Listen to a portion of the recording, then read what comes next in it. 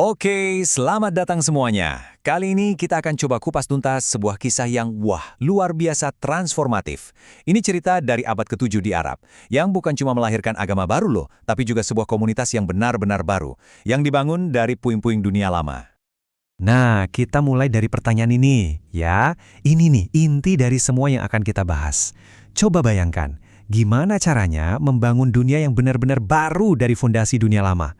Gimana sebuah visi, satu visi, bisa merombak total tatanan sosial, hukum, sampai keyakinan yang udah mengakar ratusan tahun? Yuk kita cari jawabannya bareng-bareng. Biar kebayang seberapa besar perubahannya, kita perlu lihat kontrasnya dulu. Jadi di satu sisi, kita punya dunia yang diatur sama hukum suku, isinya perpecahan, dan orang-orang menyembah banyak dewa. Nah, di sisi lain, muncul sebuah visi baru yang menawarkan persatuan, satu Tuhan, prinsip yang sama buat semua, dan sebuah komunitas yang gak lagi mandang garis keturunan. Ini nih pertarungan idenya. Oke, kita masuk ke bagian pertama. Gini, kan kalau mau paham sebuah revolusi, kita harus ngerti dulu dunia yang ada sebelumnya. Jadi, kayak apa sih Jazirah Arab waktu itu sebelum Fajr baru ini terbit? Ada satu konsep kunci yang perlu kita pegang, yaitu jahiliyah. Nah, ini tuh bukan sekedar zaman gak ada ilmu ya, bukan.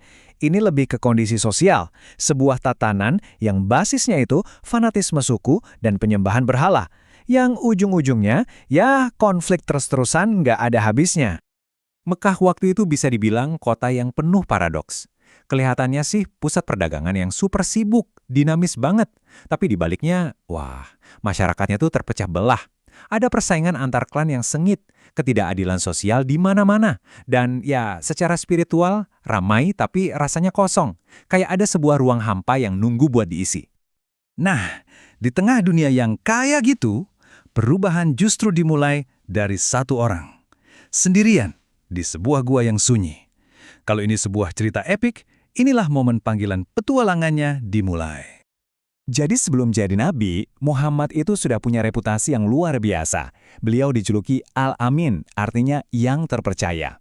Dan ini penting banget, kepercayaan dari masyarakat ini jadi modal, jadi fondasi waktu beliau nanti mulai menyampaikan pesannya. Nah, pencariannya akan kebenaran inilah yang membawa beliau menyendiri jauh dari hiruk-pikuk kota ke Gua Hira. Dan inilah momennya, titik baliknya. Bukan cuma buat hidup beliau, tapi buat sejarah dunia. Di dalam sunyinya gua itu, sebuah dialog antara langit dan bumi dimulai. Dan dari situlah, pesan yang kelak akan membentuk sebuah peradaban besar mulai diturunkan. Kata pertama yang turun adalah Iqra, bacalah. Ini gila, kuat banget maknanya. Coba pikirin, pesan ini nggak dimulai dengan perintah sembahlah atau berperanglah, tapi justru bacalah. Sebuah perintah untuk mencari ilmu, untuk mengerti. Ini benar-benar jadi fondasi dari semua yang akan terjadi selanjutnya. Oke, menerima wahyu itu satu hal, tapi menyampaikannya ke dunia yang jelas-jelas bakal menentang, itu cerita lain. Nah, di bagian ini kita akan lihat soal perjuangan, ketabahan, dan iman dari komunitas yang baru banget lahir ini. Jadi misinya ini nggak langsung dimulai dengan pengumuman besar-besaran di alun-alun gitu, enggak. Awalnya itu organik banget dari hati ke hati, dimulai dari lingkaran paling dekat, orang-orang yang paling dipercaya. Baru deh setelah fondasinya dirasa cukup kuat, seruan itu disampaikan secara terbuka. Dan tentu aja risikonya langsung meroket. Pesan intinya itu untuk zaman itu benar-benar radikal. Cuma ada satu Tuhan. Titik. Selain itu pesannya juga menyerukan keadilan sosial, stop menyembah berhala, dan peduli sama yang lemah. Kenapa radikal?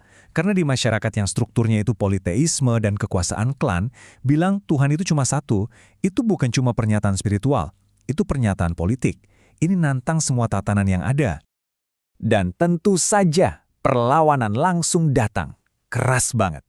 Kenapa? Ya karena pesan ini mengancam status quo. Buat para elit Mekah, ini ancaman langsung ke kantong mereka, duitnya. Kan kekuatan ekonomi mereka itu bergantung banget sama ziarah ke Ka'bah yang penuh berhala itu. Pesan tauhid ini jelas mengancam sistem itu. Terus, buat yang lain, ini dianggap serangan ke tradisi nenek moyang, ke identitas mereka. 13 tahun. Coba kita renungkan sejenak angka ini. 13 tahun.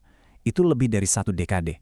Bayangin, selama itu mereka menghadapi permusuhan, diboikot, dianiaya secara fisik, tapi tetap berpegang teguh pada keyakinan mereka.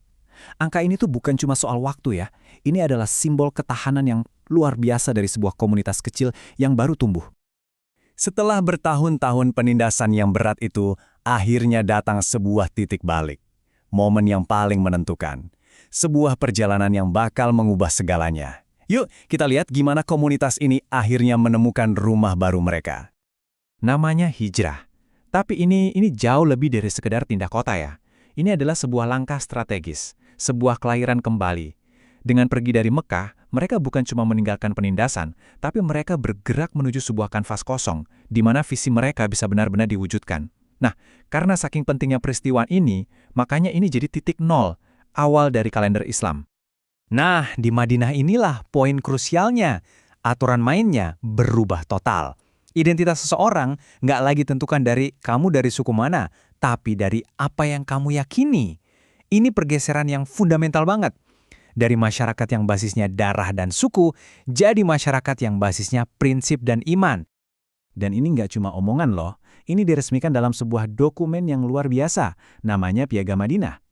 Ini kalau kita lihat pada dasarnya adalah salah satu konstitusi tertulis pertama di dunia. Coba lihat deh strukturnya. Dokumen ini menyatukan semua kelompok yang beda-beda. Ada Muhajirin, ada Ansar, bahkan suku-suku Yahudi juga masuk. Semua di bawah satu payung komunitas. Hak dan kewajibannya jelas. Untuk zaman itu, ini visioner banget.